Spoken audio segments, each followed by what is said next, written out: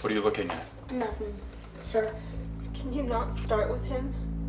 The kids at school are still bullying him. You wouldn't get bullied if you'd stand up to him like a man. Can we just finish our breakfast? I'll tell you what I need to finish. I'm sorry. Yeah, you are sorry. You're also stupid. You're lazy! You make me so mad.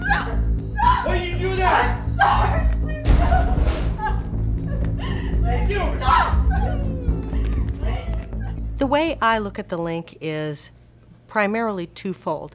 Number one, of course, is the link between cruelty to animals and violence towards humans, but I see the link in another additional and equally important context, and that is the link among all the agencies and individuals that are involved in the safety of our communities. Philosophers since the 13th century have been saying that children who harm animals are heading down a slippery slope and becoming desensitized to violence.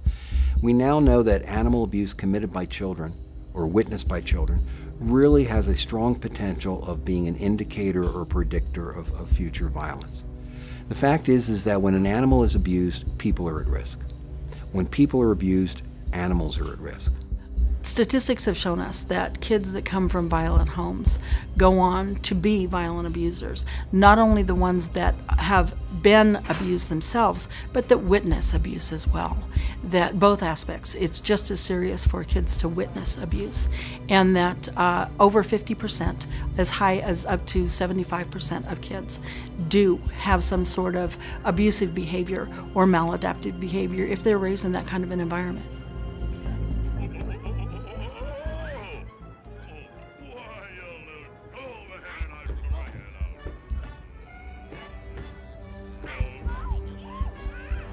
What are you looking at?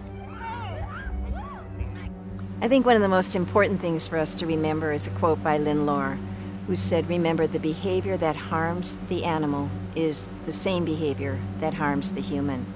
And then Margaret Mead had a very important statement where she said, "I think the most dangerous thing that can happen to a child is for that child to kill or torture an animal and get away with it."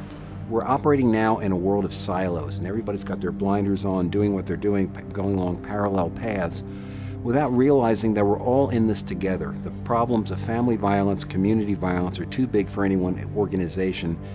So what we're trying to do is link the various agencies together that are working on family violence into a broader picture that will be much more effective, much more cost-effective, and ultimately solve some of the problems of violence that we see out there.